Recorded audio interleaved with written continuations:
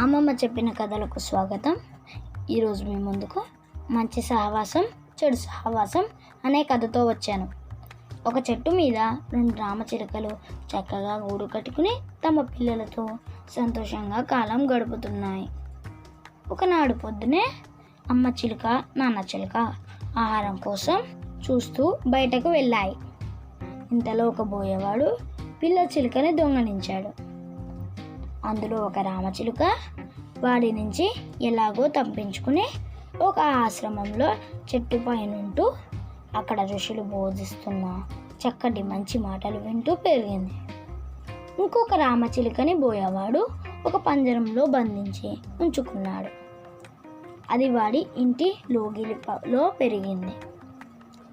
అది ఎంతసేపు తిట్లు చెడ్డ మాటలు వింటూ అదే నేర్చుకుంది.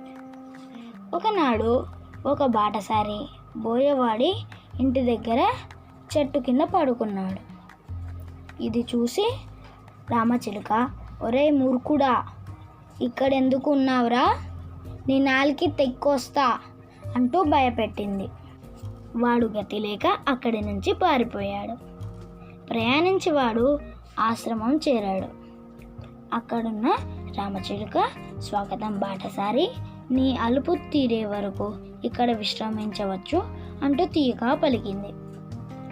ఆశ్చర్యపోతూ పోయేవాడు, ఇలాంటి రామచిలుకను నేను దారిలో కలిశాను, కానీ అది మహా కటువుగా మాట్లాడుతోంది అన్నాడు.